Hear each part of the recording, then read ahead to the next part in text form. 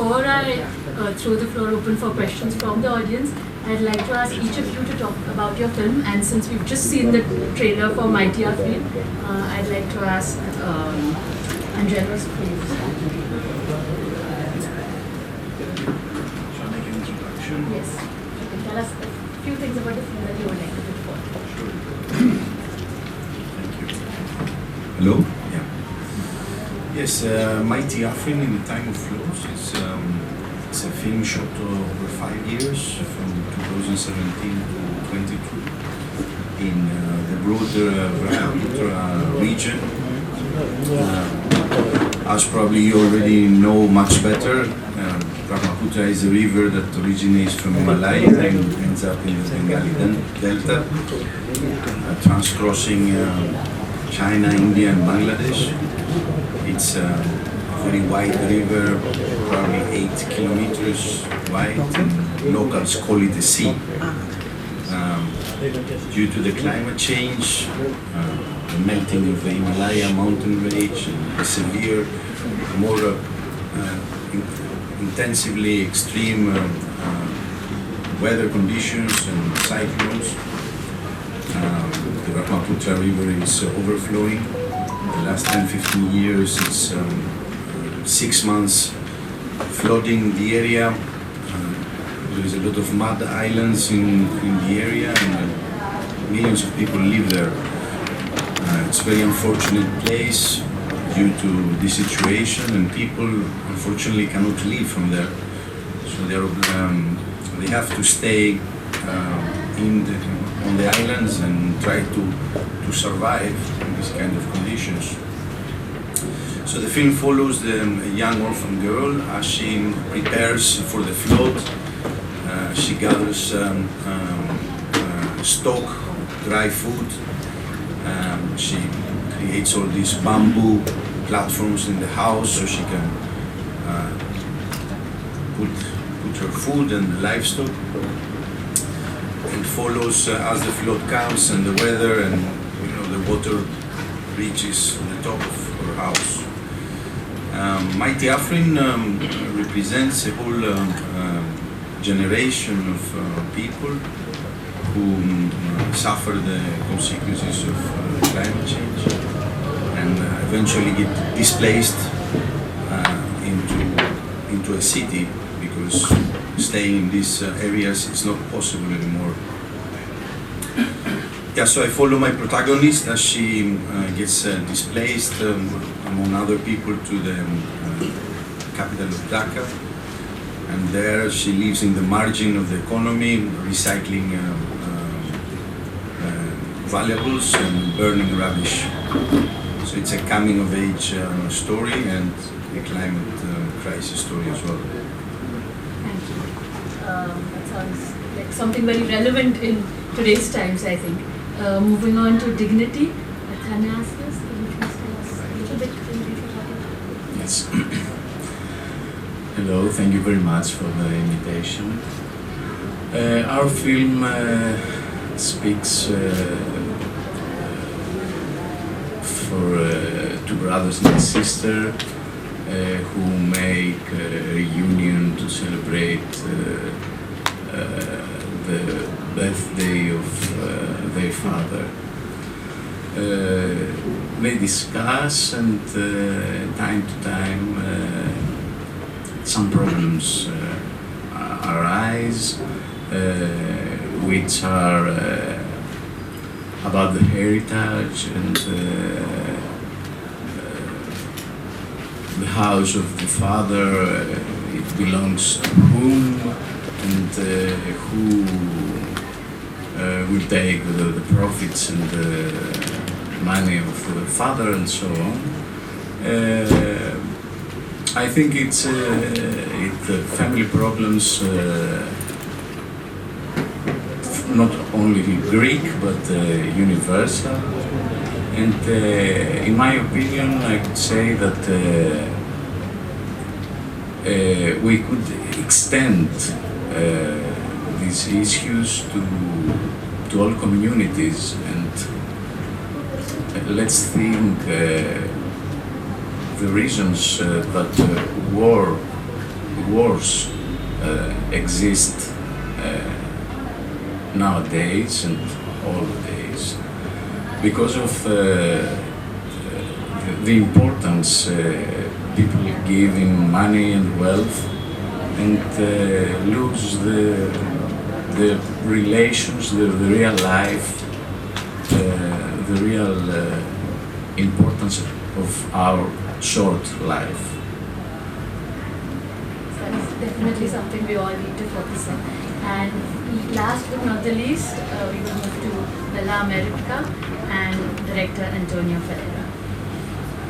Hello, glad to be here. Thanks for the invitation. It's a great festival. Bella America is a film that addresses social inequalities issues. It's a story about Lucas, a poor guy that lives in a real poor neighborhood of a city. The film starts with him and his blind mother being evicted from the house because their building has been sold to build an hotel to tourists. So for that reason, he receives the visit of America, which is a real beautiful woman, a former TV presenter that now, because she's really famous, she decides to run for presidency and become the president of the republic. So she decides to visit this poor family to show how much she cares about poor people. And in this moment, Lucas, our protagonist, gets to know America. And he becomes fascinated by this beautiful woman, and he decides to use his biggest talent, which is to cook, to try to conquer her. So while she's on the streets campaigning for the presidency, he sneaks into her house secretly, cooks for her, and prepares great meals that he leaves on her table, hides himself, and waits she coming home and observes from the distance this woman tasting his wonderful meals. So this very rich and pretty woman starts falling in love with this mysterious guy that cooks for her every night but never reveals himself, without knowing that he's just another regular, poor, ugly guy from the suburbs. So this is the setup of the story, how two completely different worlds that usually never connect, because the upper class people never look really down to the working class people. And my idea is to make these two worlds come together and see how they react, and if there's any chance that they really somehow become together. Then you have to watch the film to know. Sure, that we want to watch it, and I think it's interesting to see how the crux of all these three films has issues that are universal across different countries and different societies. I will now open the floor to questions and take questions from the audience. I would like to start myself by asking you, Angelos, about your film. So the film is in Bangla. So climate change is a problem that is faced across the world, also in your home country. What is it that made you want to base the film in the subcontinent? Yes, I think if you want to do a film about climate change, the subcontinent, it's really the first place to check, because it is an area, several countries, of course India, Bangladesh, Sri Lanka, Pakistan, Nepal, China, it's severely affected with some of the biggest mountains around here. So it's not a secret that we all see images from March to October all over the world about flood in Kerala, in Kolkata, Assam, and I was particularly attracted to the way that people react to all this flooding that lasts for several months. It's up, the water goes up and down all the time. And after visiting the area, I realized that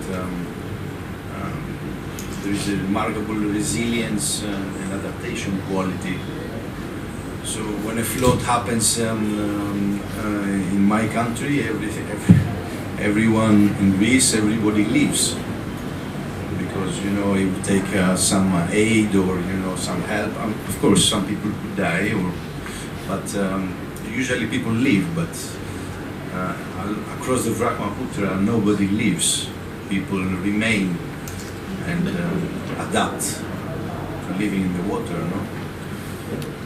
So I was particularly interested in this ethnographic element of the place, and I wanted to film all this process before the flood, preparing for the flood, during and after. Really interesting.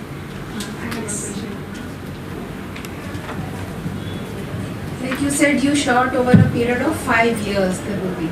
So I just wanted to know what were the real challenges in shooting in Bangladesh and these areas vis-a-vis Greece or other parts of the world? Yes, it was a very complicated process because I have a background in photography as well anthropology and ethnography. So I knew that in order to film all this process, I need to experience myself.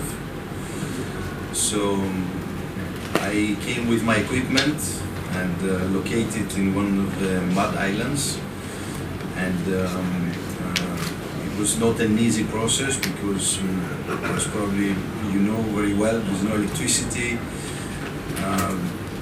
To get to the shore is very far with these wooden boats. It takes maybe 2 hours. So it's not really the place you want to be. So there was no hotel, there was no sort of help. Also, it was very difficult to bring people with me to shoot because nobody was attracted in this kind of log line and storyline. So yeah, it was a process of staying with local people and relying on local people because there is no information that the flood is coming, that the weather is changing. There is just some radio, but usually everybody knows too late when the water is up or when the cyclone has struck already. So yeah, it was a dangerous process, and also it was dangerous because during the flood, it's not only the people that try to find a refuge, but also the animals. So there are snakes there, it is dangerous. I've seen a lot of snakes around me, and but it was important to stay with my character and try to film her continuously without interfering. The film is very visual because I stay with her, shooting maybe 10-15 hours a day. It was very difficult to shoot in this way without electricity, so I had to have 30 batteries and send them 4 or 5 hours away every 2 days to charge. And as well, it was a challenge to explain to the community there what I'm doing, because most of these people have never seen a foreigner, and probably they haven't even seen someone from Dhaka or Delhi going there. So it was difficult to make them understand what is my purpose, and it was an ongoing process where I have to wear my lungi and walk barefoot like them in order to create this kind of confidentiality and trust. And of course, working with an orphan and a minor, it was another challenge. She had no experience of what is a cinema, never watched a film, never watched TV, no smartphones to have images of this world. So it was kind of a tribal experience for me. And I would say it's a lifetime experience, so I'm very happy, besides the film that's going very well, to have experienced that in the first place.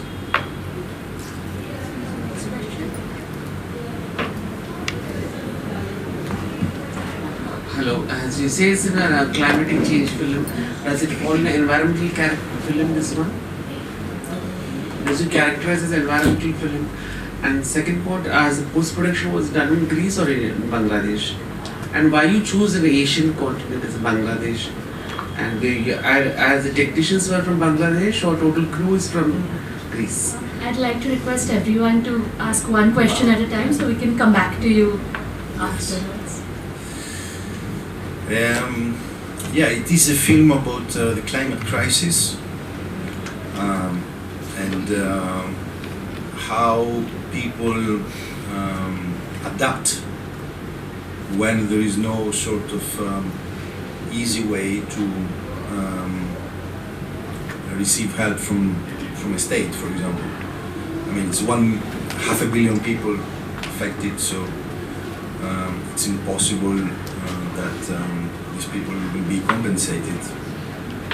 So it is a film about the climate crisis, and at the same time it's a coming-of-age story of the young protagonist, an orphan girl who is very strong and potent. She has learned from very young to fish her own food, to cultivate from the age of 4, where she remained pretty much on her own. So it's about the strength and fascination of this personality as well. Regarding the crew, what you said, as I said in the beginning, I shot this film on my own. I had only one assistant director with me from Dhaka, who would translate and assist me in everything. In the final 2-3 scenes, because the film starts from the Mud Island and ends up, it's a road trip over 5 years that, the character ends up in Dhaka, and in the Dhaka scenes I used 4 or 5 people, local crew, everyone from the area, because it was important for me to control more the shooting in a very uncontrollable environment. It's a big city. Good afternoon. First of all, congratulations. Welcome to the festival. Mr. Alice, you being from Greece, even Greece has a lot of problems like forest fires many times. So, from a natural calamity point of view, was it easy for you to do this film, because you have seen what happens in Greece regarding forest fires, and you've come to Asia and done this. So, how easy was it, or not so tough? How difficult was it? Yes, thank you for the question. Actually, this is my next film in Greece, then wildfires. Every summer it's over 2 months burning everything. It's very difficult to stop it. I have a background in photography, so I have visited for work different parts of the world: Iraq, Syria, Africa, and Asia. So it's not a challenge for me to work in this kind of conditions, because I have done it several times before. Of course, having the example of Greece lately, it is something that I used to be able to understand more the complexities of the shooting. But to be honest, it was a lot of trial and error. I destroyed quite a lot of equipment with the water and the 95% humidity. Yes, but there was no other way to do this film. I had to stay on the water with my character and everybody else. And it was. I like to film from this sort of ground level, as opposed to from a boat or from a more dry situation. But yeah, it was a difficult. Technically, it was very difficult to get it right.